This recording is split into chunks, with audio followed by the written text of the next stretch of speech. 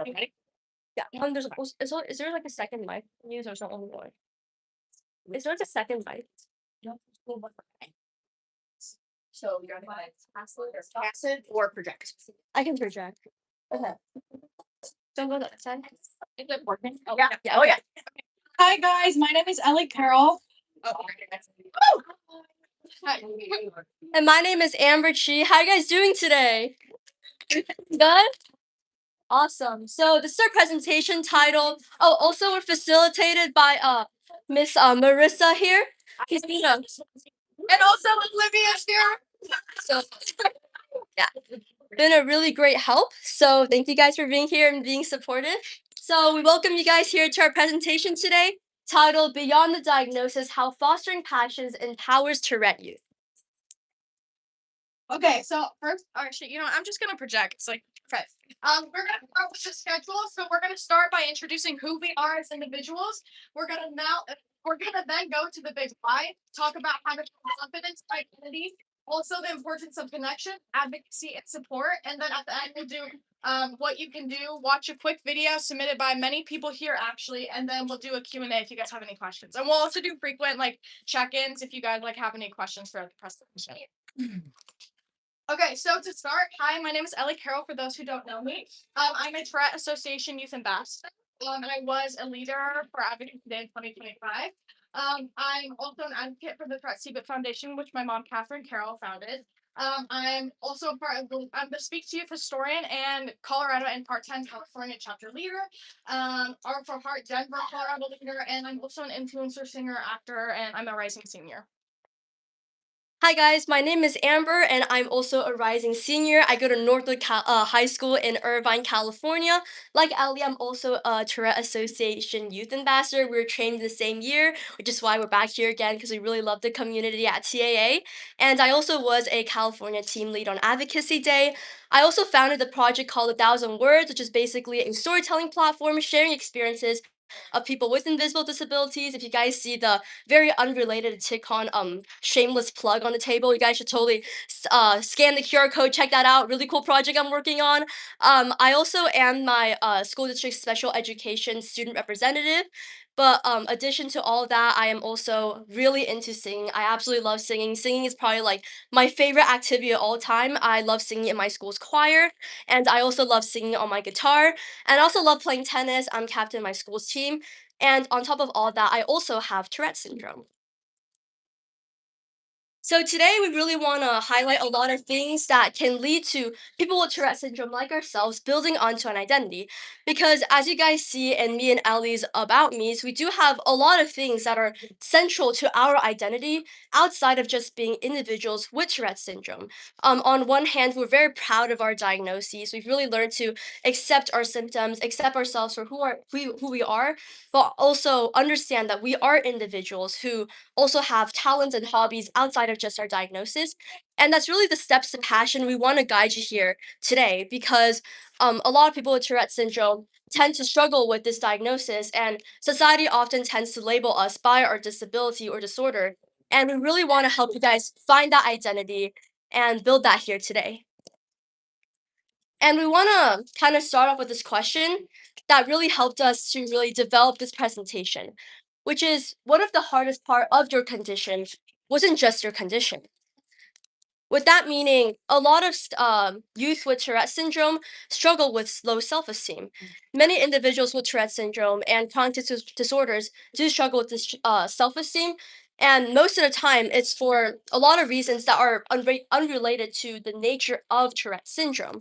So, first of all, there's a social stigma regarding disability and any sort of difference or disorder in our society where individuals are unfortunately perceived as inherently less than.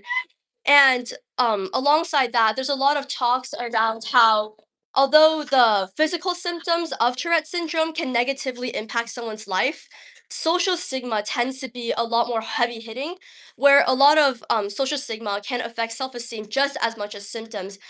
Studies have proven this, where a lot of just negative perceptions of Tourette syndrome can manifest as bullying or just insults in general, which overall affects our self esteem a lot more than just our physical symptoms can affect our physicality. And again, society does hold a lot of standards and looks to having a disorder. And this is something that I personally experienced, where I've been told I can't do something because I have Tourette syndrome, because I have this, because I have that. A lot of individuals with disorders and differences are often told that they can't pursue what they want because their disorder inherently perceives them as less than. And I also want to mention on the class slide, we did have an information thing. If being a teenager is very difficult, so if you or someone you know is struggling, please reach out to 988, or if it's an immediate emergency, please call 911 just to make sure you're safe. There's always a community and resource and system out here to support you. So if you really need help, there always is that Yes, resource. and you can reach out to your friends in the TS community, which we will touch on later, but just always know there's someone to support you. Okay, so now we're gonna dive into why hobbies matter. So our first thing is it reduces isolation. When you join a club or a community, you are involved with a lot of people.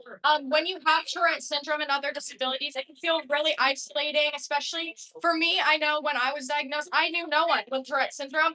Someone named Maya Ryo, that some of you probably know, reached out to me, but I until I went to Advocacy Day in 2023, I had never met someone with Tourette syndrome. So it's very important that you are not isolated and that you are finding a community where you can connect with others. And as it goes in, it builds community, it builds connection there. I mean, for me personally, I know so many of you in here, and I build a beautiful community. So it's very important that you have this. It also improves mental health. When you are not alone and always not in your thoughts and connecting with others, it can really help improve your mental health. Having connection, learning new things, doing fun activities is always great. And also overall, it all will just build confidence, building together, being with friends, things like that. It'll all come together to build a beautiful, confident situation. Yeah, and I think the importance of hobbies is really summed up in this quote we have here by Bill Malone. Raise your hand if you know who Bill Malone is. Okay, well, I don't know who he is either, but I think what he says here, I, I think, I think what he says here is really important. You know, it's not who we are that defines us, but it's what we say. So I think that what he says here is really impactful. Yeah, I was gonna say. So hobbies are great distractions from the worries and troubles that plague daily living. And again, like Ali said, as teenagers, it can be really hard to find an outlet for ourselves. It's really hard to really find who we are. We always have school, we have all these like responsibilities. We're going through like puberty, and it's like just being a teenager in general can be really difficult. And I really think that having hobbies can distract us from the troubles, the stressors of life, especially as youth. And Ellen's going to talk about more why it matters specifically for people who have Tourette syndrome. Okay, so why hobbies matter for those with Tourette? Research suggests that focused activities and hobbies can temporarily reduce the frequency in many people with Tourette syndrome by promoting concentration and engagement. Raise your hand if you feel like when you do hobbies, it helps with your tics. See, okay, if you look around this room, so many people will agree with this. These activities redirect attention and reduce tick frequency. That's why that you feel like this. It provides a sense of control. Many people will say that when they are doing their hobby, they feel in control because they're so focused on their topic. And it promotes a calm and emotional regulation. There's many times people say like working out on the gym helps like get all the emotions out and also just kind of relieve some of that stress that also goes into your that might make you tick more. Yeah, for sure. And definitely building hobbies does lead to a lot of increased confidence. And the reason why confidence is so important is that specifically for youth with Tourette syndrome, there's going to be a lot of moments in and out of our hobbies where we have to advocate for ourselves.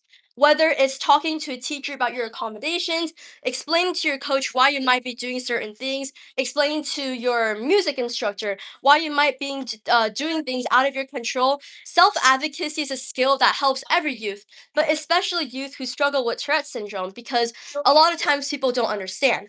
So I think that confidence is really important when it comes to self advocacy, because it gives you that power, it gives you that faith in yourself and that trust in your voice, that you have a voice and you're willing to speak out for yourself. And advocacy in general is something that's really great for the community, and we'll get into that later.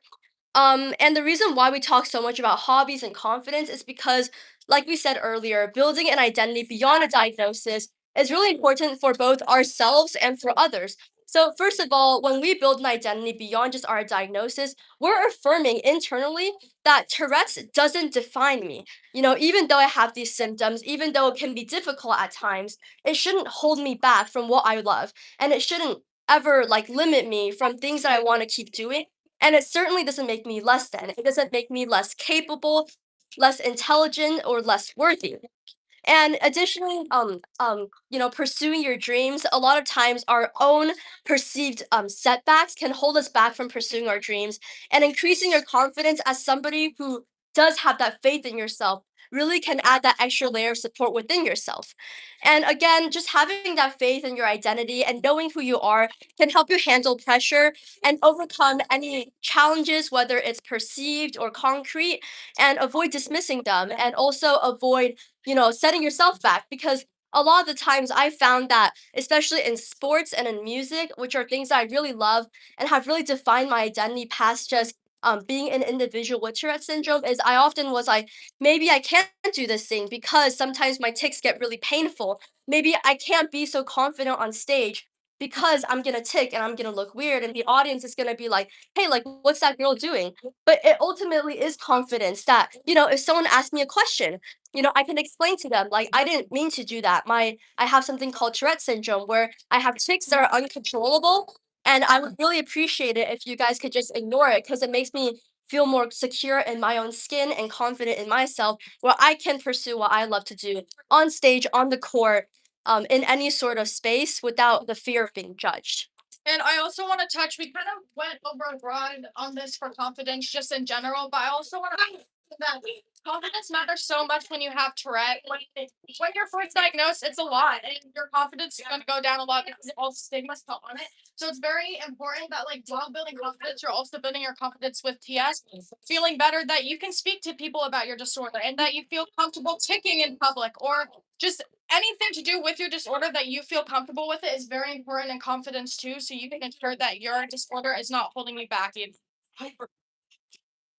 And I know we're talking a lot about, do hobbies, find your passions, but we're not really giving you like a very specific way on how to do that. So I came up with a few guiding questions that we think that will really help you discover kind of what you might be inclined to like consciously, subconsciously. So basically, the first one is kind of realizing what makes you lose track of time. And I think a lot of these guiding questions are, we live in a very information era, very digital age where we're constantly like, I know I scroll on Instagram Reels all the time. I'm always finding myself lost in a lot of content and videos. And I think asking yourself, hey, like, what does my algorithm suggest? Like, what am I always invested in? In my free time, what do I find myself interested in? For me, for example, I found that when I wasn't doing homework, I really liked watching videos of people singing, which made me realize, hey, like, maybe singing is something I want to invest my time in. Or I would constantly find myself watching tennis games online, and that was something that I ended up pursuing because I realized, hey, like, when nobody's telling me to do these things, when I'm not watching music history for an assignment, I'm not learning about sports for PE, I do find myself inclined towards those things. That could be my I guess my way of like really expressing these are some things that I really find myself losing track of time in, and these are things that are worth investing your time in doing. And again, it's really about finding that like great leap of faith, and finding what hobbies you want to do. And it's good to think about, if I wasn't afraid of failing, what would I just completely throw myself into, right? What would I completely invest my time into? And that's a good way of figuring out the direction you want to take your passions.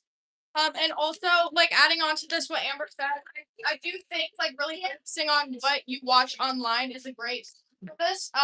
Personally, for me, I have a lot of things that I have. I personally really like to watch surfing. Do I have the option to do it? No, but it's something I want to pursue in the future because I have really thought about how it affects me and what I watch and look into that. I also like to influence because that's what I've seen online and I've realized that is my passion. And also, does anyone have any questions with anything we've talked about so far? Perfect. Okay, just want to make sure you guys don't forget it because I know it can get hard. Okay, so now I'm gonna do an activity. You guys do not have to raise your hand. You can talk in small groups. You can do whatever you want. But I'm gonna ask some questions. So, what are your core values? What do you believe in? What, like, does anyone want to share out? That's fine if not. What are your passions? Like, what drives you? What do you like? What makes you excited? Your beliefs, and also what expectations do you have for yourself? I know it's really hard sometimes. We'll put all these like limitations on us and be like, I have to get into Stanford University, those types of things.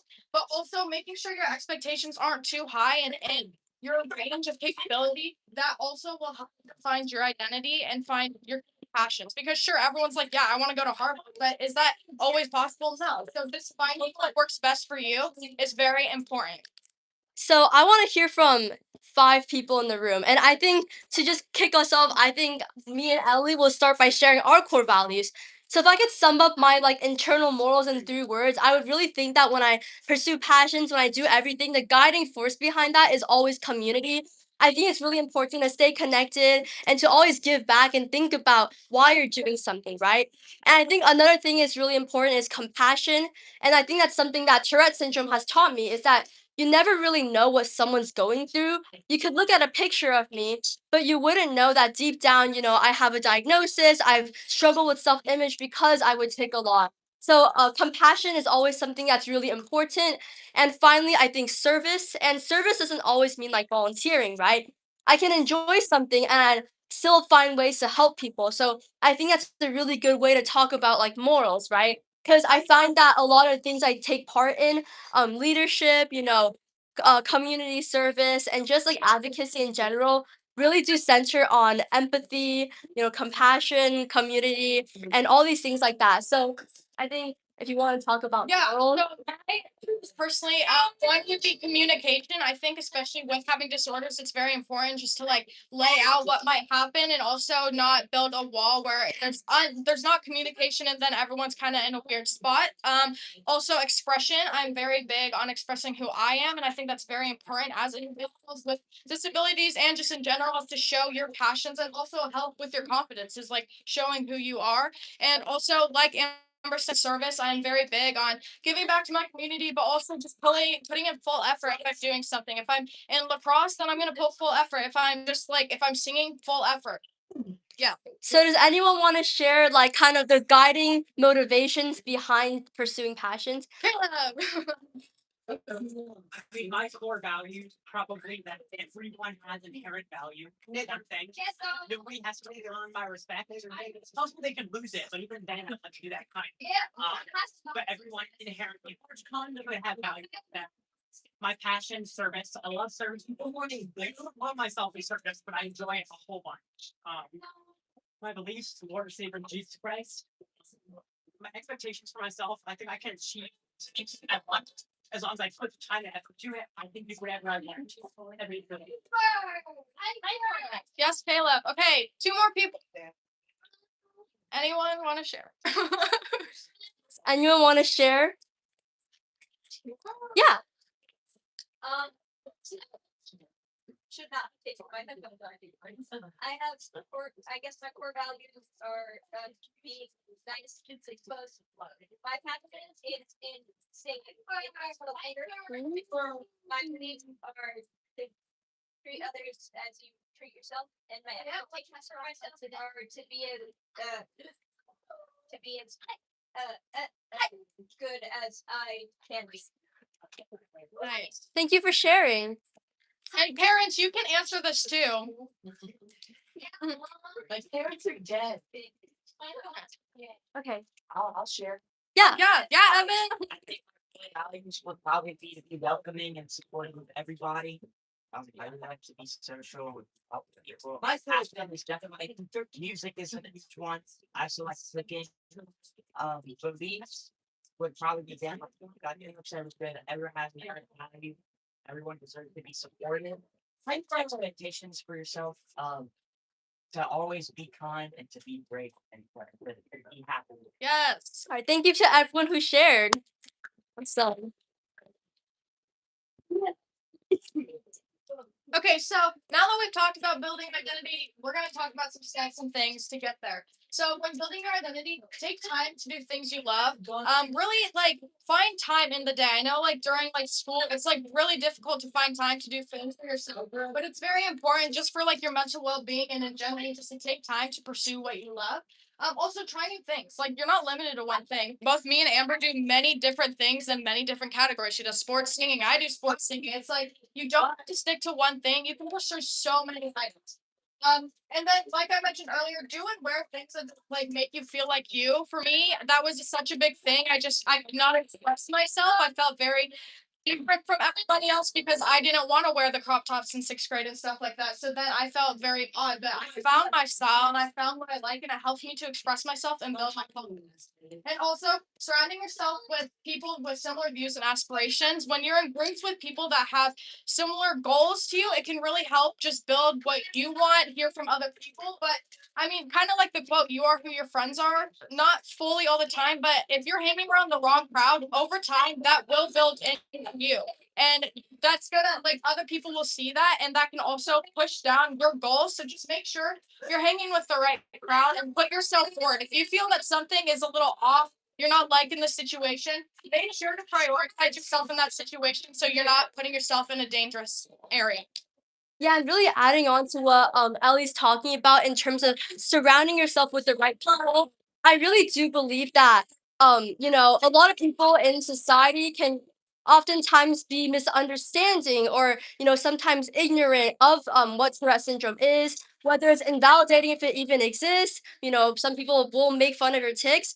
It's really important that the people you surround yourself with are people you can be transparent about. You can be transparent to them about the fact that you have Tourette syndrome, maybe struggles you're going through with Tourette syndrome, any co-occurring conditions, things that Tourette might make hard in your day-to-day life. Because overall, surrounding yourself with people who don't make you feel like you have to hide who you really are, it's really important to really surround yourself so that they can constantly lift you up in times where you feel like maybe something's a little too hard and you're finding it difficult to persevere. Okay, and now I'm going to talk about importance of friendship. This is something I find very important for me. As you see up here, I have my dog. She's very important to me. And I have my mom, who has come to every Tourette event with me and has very much supported me with everything. From the person that got me into the TAA and gave me all the support I needed, so I didn't feel alone. Amber, do you want to talk about these? Yeah, so for me, my support system, I mean, like Ellie definitely found these pictures. So she found them, I think, off like my Instagram. Um, but for me, my biggest support system is definitely my family. They've never made me feel like I had to hide anything, never made me feel like I couldn't do something because of my Tourette syndrome. So here's my dad. He's actually right here. That's my dad. Like, yeah. I also, I also, I also definitely didn't need to point him out. He's like the only like Asian dude in the room. So, like, but yeah. Um, I think particularly for my case, I joke about like being the only Asian person here, but there actually is a lot of. Okay. Okay.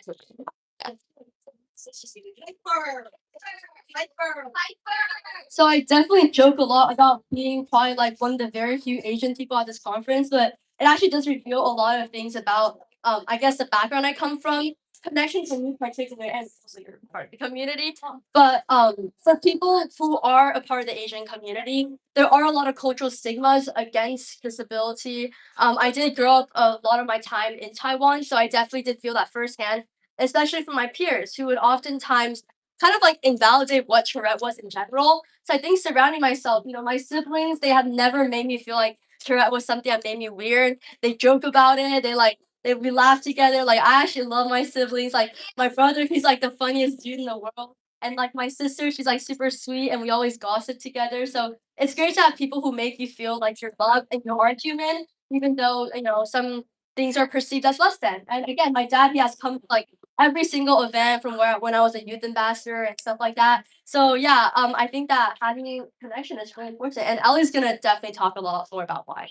Yes, and kind of going to what Amber said just about like community and background, I think a lot of the time, depending on where you live, if you're in California, yeah, it's very diverse. But where I am in northern Colorado, yeah, it's like I'm the only Asian kid, and it does feel really awkward. And sometimes people will use that against you. Like I know there's been cases like I don't know, for example, like teenagers, they'll draw stuff on you and then they're drawing like racial slurs on you or something. So very important going back. Just make sure you're with the right crowd because sometimes it's important to realize when they're laughing at you and not with you because that can definitely put a big toll on you, your confidence, and just anything you want. But going back more into connection, it's very important because you have someone to lean on. For me personally, of course, I have my mom, my dog, my dad, my family, but also having friends like Amber is a great way to lean on somebody, talk about our shared experiences, get to connect with others with things that I've gone through.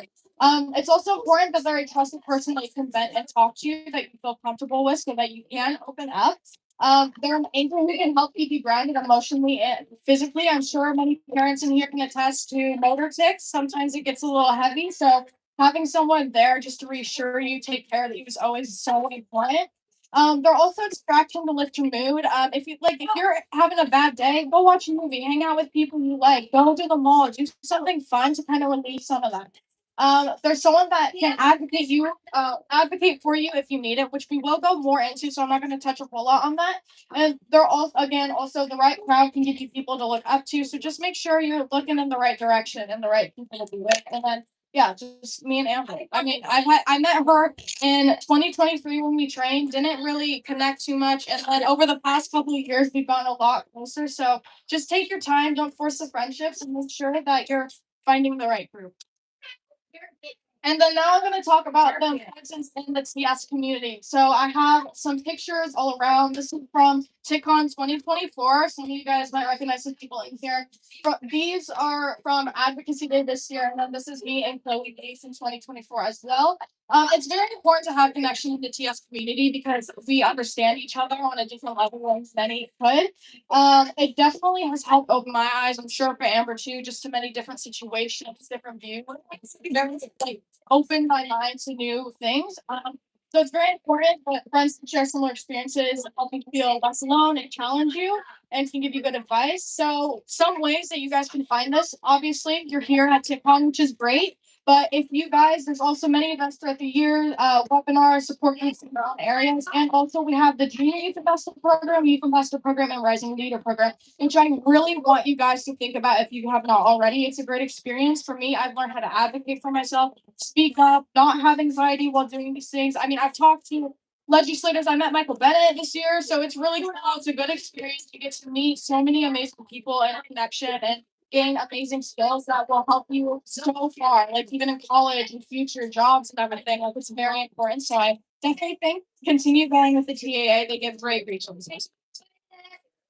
Yeah, and I guess the reason why we're talking about advocacy is because as much as we want to talk about how, fostering your personal passions through hobbies and other things to pursue activities, especially through school, outside of school, are really important for building your identity outside of just being somebody who is labeled by society as having Tourette syndrome. For example, instead of being labeled by, okay, this person has a difference, this person has a disorder, they also enjoy sports, they're also, really into music. Another thing that people tend to overlook is that advocacy is also very well a passion. And I think me and Ellie can both confidently say that advocacy has definitely become one of our main passions that has really given us a platform to speak out, a space to really advocate, for people like us and what we've gone through and our experiences. And it's good to have that identity outside of just being labeled as something that's different. And it's good to have a community that can support you. But for me personally, there's some things that I can't tell all my teammates, right? There's some things that I can't tell all my choir classmates. And it's not because they're not empathetic. It's not because they're people I feel like I can't be transparent to. But sometimes you really just need that shoulder to lean on who has gone through similar things. You always need that community who understands your experience, both from social stigma, bullying, being insulted, or also people who understand your experience go having tics. And I think that, for me and Ellie's friendship, what really makes it special is that we're connected by a lot of similar passions. We both love to sing. We both love have love sports, any sort of art. But our shared experiences of pursuing those passions while also being involved in advocacy and having Tourette syndrome really does help us being able to talk to each other. And at the end of the day, community in the Tourette syndrome community, I mean, yeah, connection in the Tourette syndrome community is especially important because you always have people who share your experiences. And I really do think that the TAA has a really great support system to that. Again, like developing your leadership skills, developing your advocacy skills, and most importantly, introducing you to people who are just like you.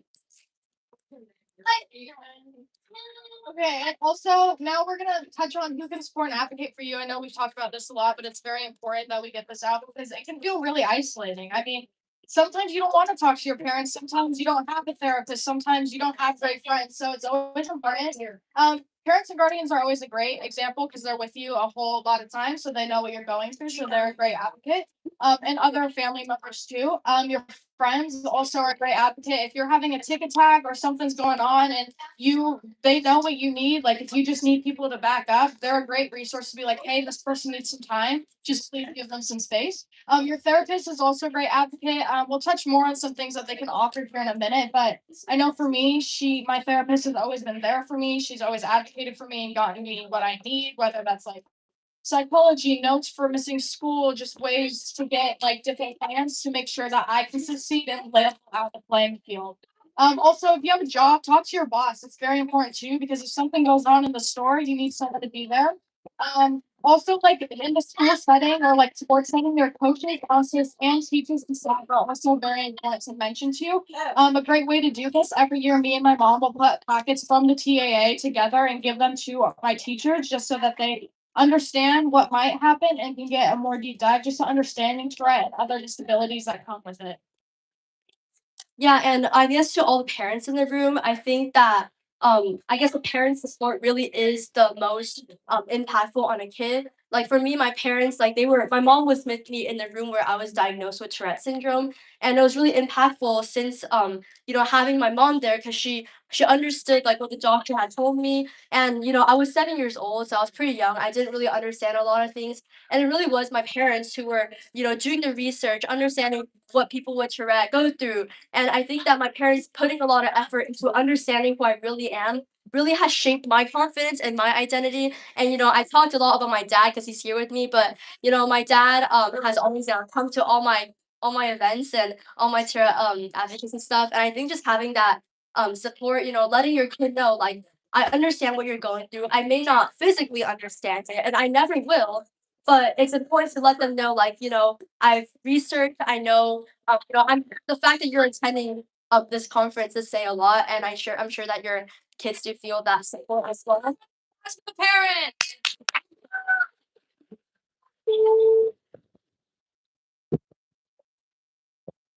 Yeah.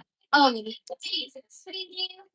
as great as it is to have external support, it really is that support inside the family that does have an immeasurable amount of impact on children.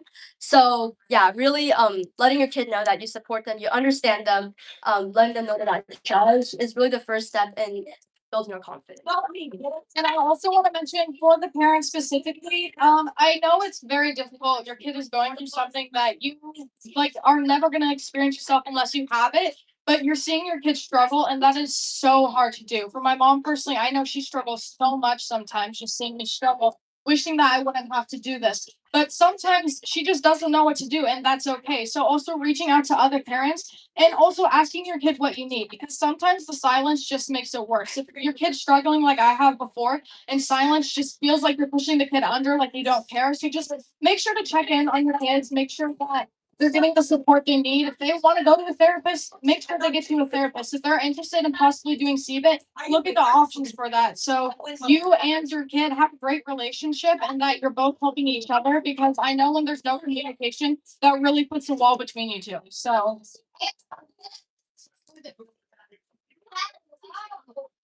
So, since we're talking a lot about being involved in hobby spaces, a lot of the times people may not understand, and that's perfectly fine. Misunderstanding does happen, but we really think that the confidence in pursuing these hobbies can translate to very powerful real life advocacy. Like I mentioned earlier, that advocacy can be particularly impactful when you want to advocate in a space where you have really found your confidence and found a passion and do things you love. So first of all, not every coach, not every teacher will understand. So it's important at the start of every, beginning. For example, for me, at the start of every school year, I go to all my teachers and I explain to them. I explain to them my 504 accommodation, which we'll get into later. I explain to them, sometimes I might need to sit closer to the door when I have a ticket tag. I might need to step outside. I might need extra time. I might need separate testing. And if I'm like blinking my eyes, I promise I'm not giving you attitude. That's just my tics. So it's really important in a very transparent and flat out way of saying, sometimes I have tics and ignoring them really does help me focus because I'm sure a lot of us will understand that when people draw attention to our tics, it only makes us feel more standout, right? It makes us feel comfortable because we're like, why are you paying attention to things that I can't even control myself? So really letting people know that if you ignore the tics, it does make it better. And I think this is really I think this speaks the loudest to me in a test setting. Before I had separate testing for my in school, before I had a 504 accommodations where I could test separate, I realized that whenever I'd like clear my throat, like say words during a test, it would just get worse whenever people would turn around and just like make this really dramatic motion, just like glaring. Like I know I'm the only one in this classroom making sound. You don't have to point it out because now it makes me anxious and now it's making you anxious. So it's making this entire environment a very tense environment where nobody can feel able to thrive. So first of all, explain your needs to everybody is a really great way to get started on that conversation surrounding your Tourette. The next thing is to set boundaries, right?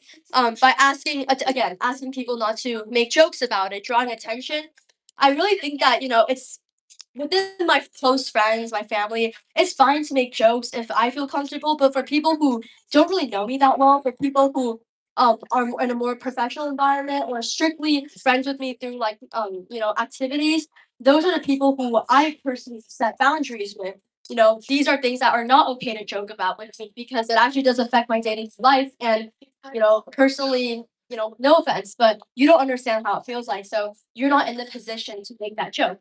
And it's important to just let them know upfront that that's something I'm not okay with. And I also sorry. I also want to say, I mean, I'm sure we all know this. Tourette is not a joke. It is not a punchline. So if you feel like someone's using it, tell them that you don't feel comfortable with that, and that's not okay. And maybe that means you need to eliminate yourself from that area of friendship because they're not respecting your boundaries and respecting you as a person, making you feel like less just because of something you can't control. That's not a friend. Make sure you're surrounding yourself with people that care about you and are okay that you have this because there's nothing wrong if you do.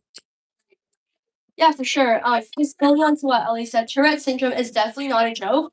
I think right now, I think a few months ago, still there was a lot of conversations, especially after what happened at BAFTA Awards, and also the SNL skit, which I'm sure many of us have seen and rolled our eyes to. I thought that was absolutely ridiculous and a terrible way to frame Tourette syndrome, and that means that now more than ever, it's important to really set that boundary of I know people are talking about it online. There's always gonna be people making fun of Tourette syndrome, but you need to be upfront and let them know that that is something you're not okay with because Tourette syndrome should never be joked about. And this is why advocacy is so important because of situations like that. I mean, I'm sure it was obviously SNL. They make fun of people with disabilities all the time. And they probably, the writers, don't see an issue with what was said because Tourette syndrome is still so unheard of to people that it's unsure. At the BAFTA Awards, obviously, no one like you. Granted, there was a lot of issues on the BAFTA's part about they could have said something more, but people don't know, they don't understand. So that is why advocacy is so important, and that is why I'm also urging you guys to reach out, get proclamations, talk to people, talk to schools, churches, fire departments, police, hospitals. I know, like, sorry, Park, I'm gonna call you out, but like even like airports, it's very important because it's ensuring not just you, but many others in the community that can't find support are also being supported in ways that they don't might not even know, but just know that it is helping others. Yeah, sorry we made like a kind of tangent there. We apologize for the behaviors of our passion. So, anyways, anyways, back to the slides. So, like I said earlier, again, like the whole making jokes thing, we could talk for hours and hours on just like the whole Tourette syndrome as a joke thing because I really have felt that it's held me back sometimes where, teammates might just casually make a remark, where okay, for example, I'll give you a more concrete example of that. Sometimes when I play tennis, my teammates will joke about if I make like a false mistake. They'll be like, "Hey, you could have just told them that you were having a Tourette syndrome breakdown." First of all, there's no such thing as a Tourette syndrome breakdown. It's called a tic. And second of all, like I think that it's well intentioned. It's not meant to be malicious, but it's just stuff like that where it just feels like you don't have to point it out, right? You don't have to draw attention to the fact that I have Tourette. If I was the player who didn't make that, if I was a player who made that same mistake, you wouldn't tell them to make a joke about something else they might have. So I really think that it's important not to draw attention to it. So, anyways, I did mention earlier at the start of every school year, I talk to all my teachers, I talk to my coach, and I talk to everybody who I might be doing an extracurricular with. I do have a disclosure kind of debriefing about, for me, Tourette syndrome can be a lot more mild than others. But if I do some gestures, if I make some sounds, just know that I'm not trying to interrupt you. I'm not giving you attitude. I'm not silently protesting your teaching skills in the classroom. That's just how my disorder is, and it'd be really great if you could support that. And in terms of asking for support. Like I said, I do request. It's not part of my 504, but I do request to sit near the door sometimes because I know that for a lot of us, when we're feeling very overwhelmed, classrooms can be very overstimulating for me. So when I'm sitting in a classroom with brighter lights or my teacher's talking really loudly, it really does help if I have the ability to sit near a door. So if I want, I can take breaks whenever it's needed. And if the teacher doesn't support having extra breaks, it's always okay to say, yeah, I need to use the bathroom real quick. Can I get some time to myself? Just, walk around to really ground yourself after a very overstimulating environment. Um, Again, it's important that when you're asking for accommodations, you're asking for support, that you stay firm and you stay grounded and you stay confident because you deserve to have your rights, right? You deserve to speak up. You have a voice. You deserve to ask for support. And that's something that you should never forget.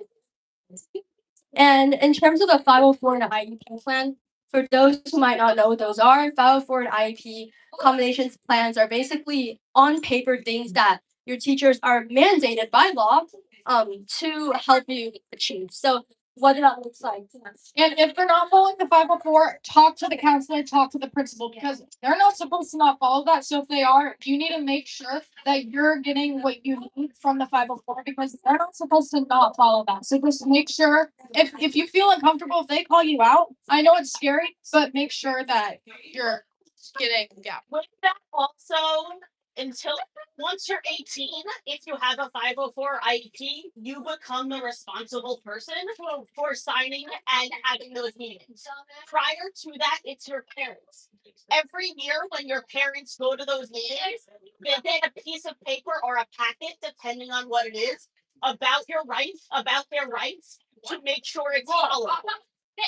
And since you guys are older, ask your parents to look at those papers because it'll tell you what you need to do at even the state level if your 504 or IEP is not being followed.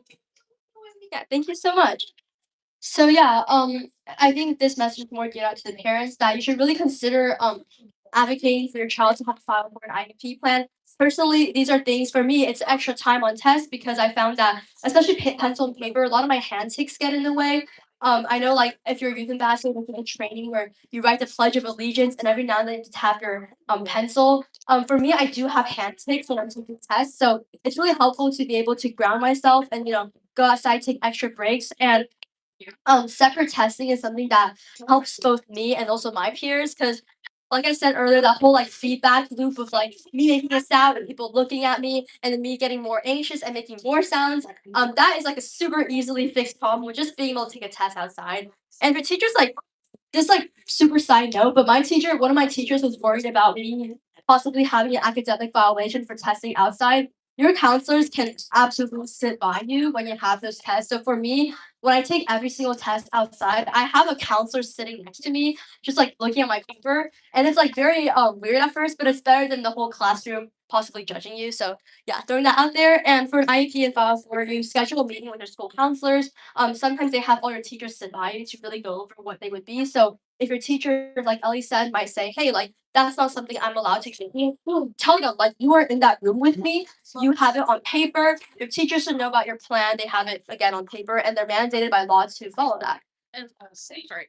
And also, like with this scheduling meetings, it's very important. Ticks wax and wane, as we all know. So it's very important that every year you have a meeting with your counselor, teachers, to update your 504 IEP because things change. Like for me last year, it's like, okay, I needed to chew gum more often, or I might need breaks. But for this year, it's like I need a whole private room to do my AP test because I'm gonna need more time because I might tick. I need more time because I tick a lot when I read, or if I have to write something, I make sure my tests aren't written because I have like going with co-current conditions too, but going with the 504s, it's also affecting that. I have bad OCD, bad anxiety. So sometimes there's things that I also need that can be put into that for like my other co-occurring. So that's very important every year. Schedule a meeting because things change often. And if you need something changed mid through the year, schedule a meeting. Don't be afraid to reach out for your needs. Yeah, and if you guys all look at your table, we have created a pamphlet, kind of like brochure style. It's basically a toolkit of not only the things we talked about today, because I know we went on a lot of different points, very quick key points, key takeaways, and you guys can feel free to take this home and look at it, because there are a lot of resources on there. So yeah, we'd really appreciate if you could take a look at that. Keep it with you. There's a lot of advice, especially on like the hobbies part. So yeah. And we have extras. So if you guys want more for friends, for family members, let us know. We have more. Yeah, and after the conference, when they send out slides, we have it attached to it. So if you guys want to take a look at that. Okay, so now what can you do? So find what you love. I know we obviously went through passions, but make sure to find what defines you as you. Make sure you find what you love to create, love to watch, things like that. And don't define yourself by one label. Like you can do so many different things. You are such a brilliant person. Your mind is so incredible and you can do so much. So make sure don't limit yourself for one thing. Speak up for your needs. Make sure that you are getting what you need to succeed. Level out that playing field. It's not fair that we have to deal with this, and it's not fair that we are like held to this expectation that we should be able to do everything because like without a 504 second. So make sure you have what you need and support others with understanding. I know sometimes when someone comes to you with your tics, they're gonna be like making jokes, saying something really rude. The best thing, stay calm and respond politely because if you come at them like very hard, like they're coming at you, like it's just gonna make a bad experience for them, and you're not gonna get your message across. You're just feeding into what they want, and that is a reaction. So just take it calm, realize your worth, and if they walk away and they're still being mean, realize you did what you could, and don't let it affect you. Easier said than done.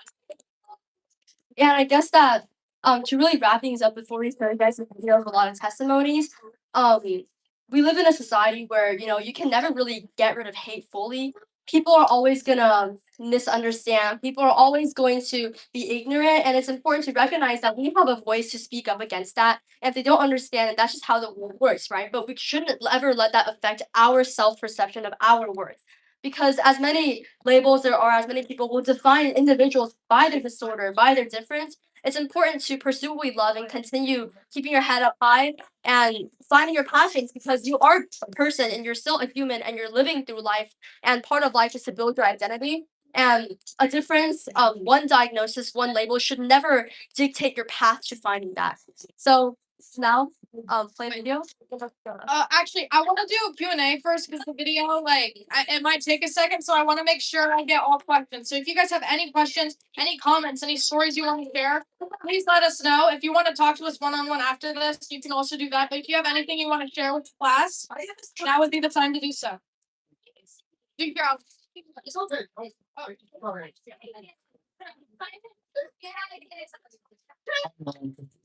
I'm Bill Malone. Look, I'm not really Bill Malone. It's like the way like, I appreciate I couldn't agree with you more about the word that it's important to finding a hobby working with your parents. I'm interested, I think specifically having a creative outlet where you can be productive. You can look at a product, succeeding, and identify with that, can change your life, help you with your identity, your self protection, identity development, help you come to realize yourself outside of whatever you're doing with your talent. I'm interested. I think it's so important. I'd like to know if it's something that you discovered on your own, or if it's something that your therapist talked about, or counselor. Was it an idea that someone talked about? It should be talked about more, or something that you discovered.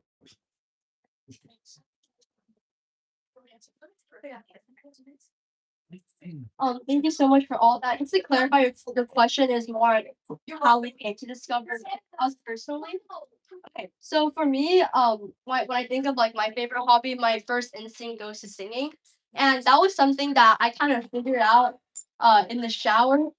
So my sister has a room right next to me, and she would always just kind of like can you like stop, right? And I realized that whenever I'm like doing anything, I always find myself singing, and I realized through my friends telling me, hey, I realized you're always singing. You could definitely consider joining choir.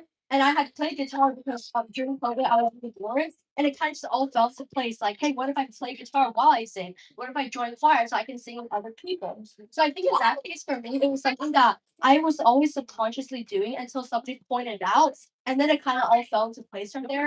And for me, in terms of expressing myself and what it has taught me about myself and building my identity, I started songwriting during COVID. It wasn't really good songwriting, but it was definitely an outlet for me to realize that I'm somebody who likes being creative.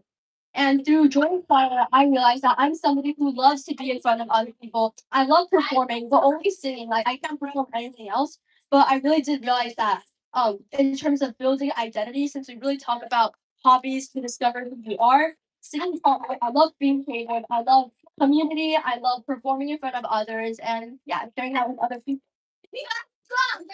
For me, I also really like singing, and acting and like all that fun stuff.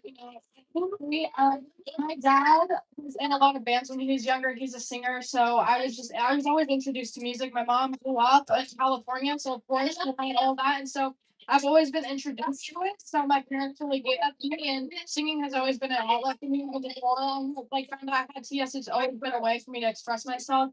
But also like finding other hobbies, like I usually find online when I was a young kid. Like I mean, there's videos of me like 4 years old. I'm like, hey guys, welcome back to my YouTube channel. So it's like I knew from a long time that this is what I wanted to do because of what I've seen online. Also, like in the past couple of years, I've really gotten into watching swimming stuff. So I know that that's something I want to pursue in the future. I love to watch acting. I love like Kevin Grace is a good example. Ariana Greenblatt, who I look up to just from watching them, seeing what they do.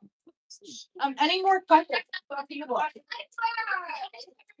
Or comments? Okay. Oh, yeah.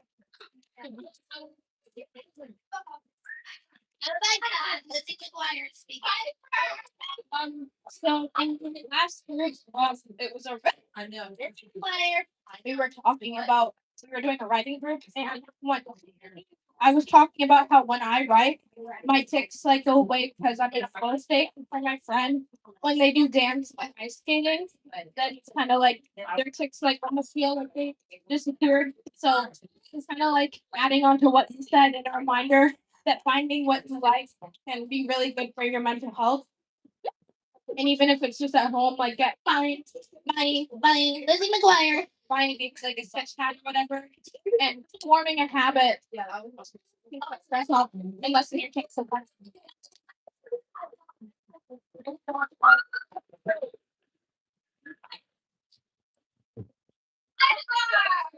And you have anything else you would like to add? I have a okay. So we're free after this session if you guys want to talk one-on-one, but thank you so much for your time and attention. Thank you. We all that people in the prep community made for us. I will say it's not fully edited because I didn't have a lot of time because there were some late submissions by a couple people the day of, so I could not finish it fully. But if you guys are interested in that, I will put the entire like fully edited video on my YouTube channel, just Ellie Carroll, and then follow us on socials. If you guys ever need anything, like come to us. My Instagram is Ellie Carroll, ELLESCARROLL. My Instagram is Amberchih, AMBRCHIHH. But I also want to say like another shameless plug. You see this awesome brochure that I graphic design, which by the way, you know I'm Patrick, so I'm terrible at graphic design, so I hope you guys like the way it's displayed. Yeah. But you can see that home. But if you look a little higher, you see another graphic design design.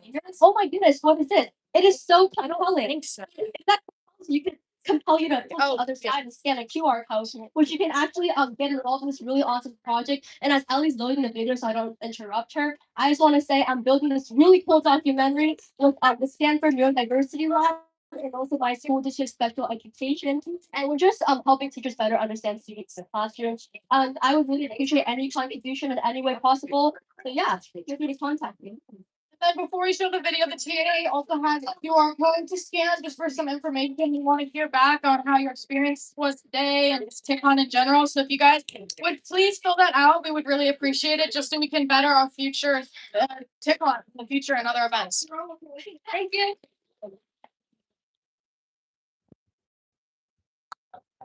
I really like spread out the information to make the survey too.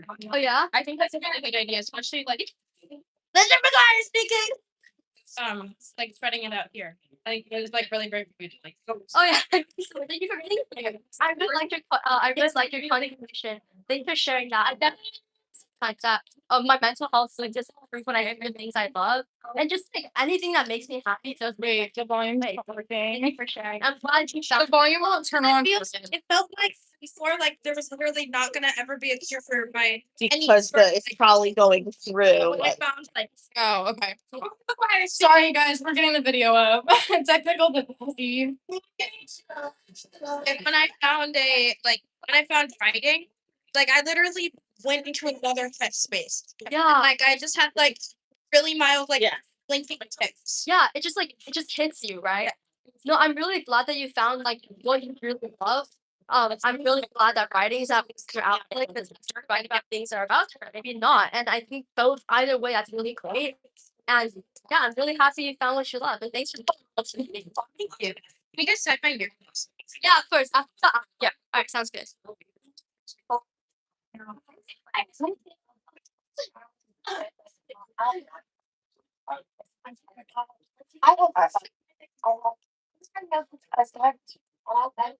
I've been diagnosed with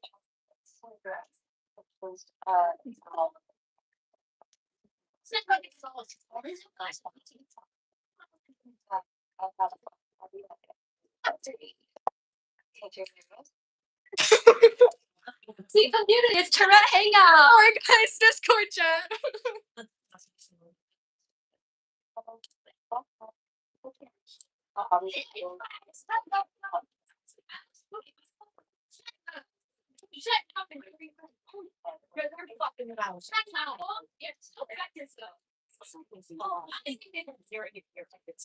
Okay, she's a little quiet, so I think it'll get better. It's okay.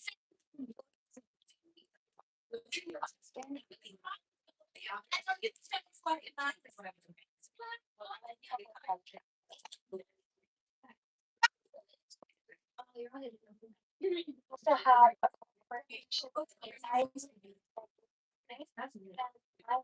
have really helped You sound so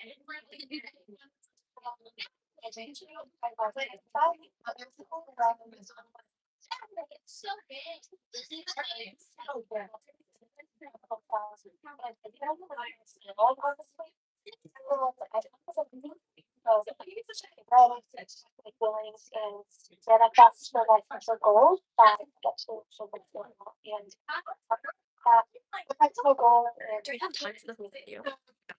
Because we can say like all that. Like Yeah, that's fine. Okay, guys, while the video's playing, because it's kind of long, if you want to come talk to us at all or interact with other people, just feel free.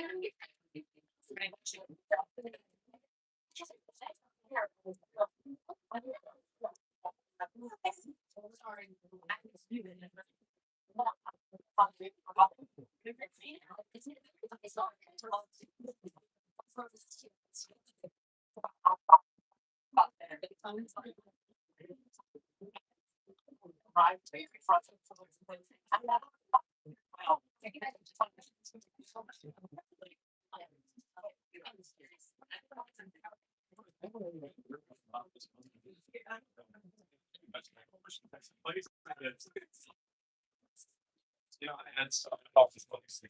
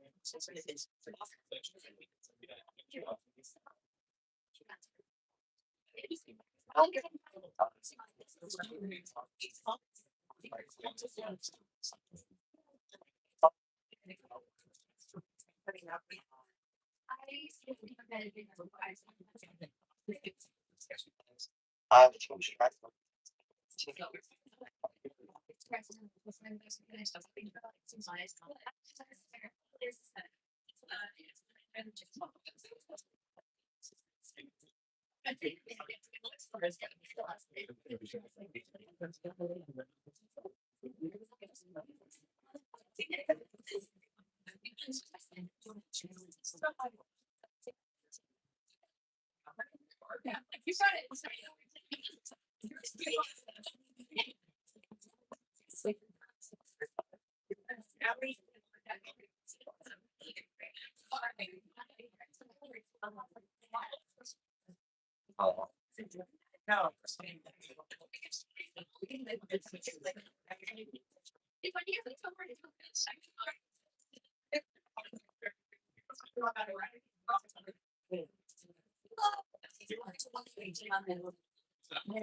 Like you could definitely check out the inside. It's gonna be a mess. I mean, just look at it. I'll go back. Let's go to second. Just like, I'll be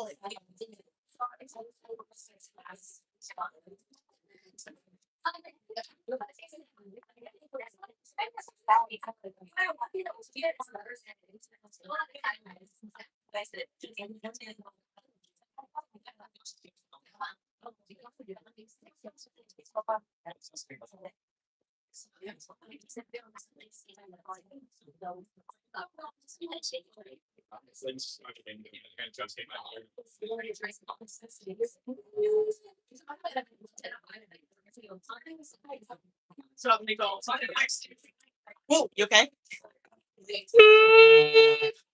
Oh, I don't want to be on her lifting. Do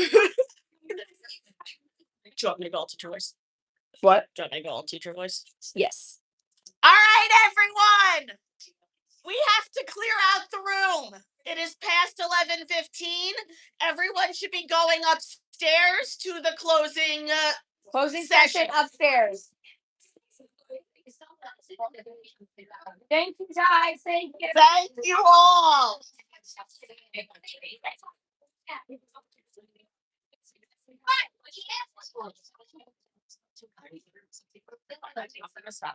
Yes.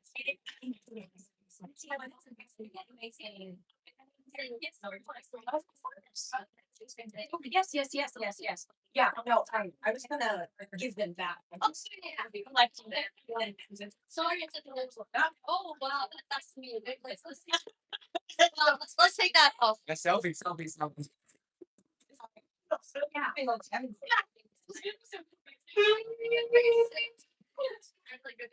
你知道我自己吗？I did. Can you take a picture of me with myself?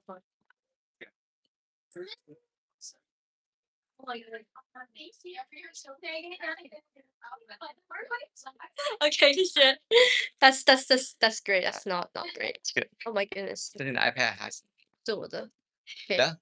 那不是我。OK。Was it good? Oh, we end this? Hi, Ellie's viewers. I hope you guys enjoyed. Hope you guys had a great time.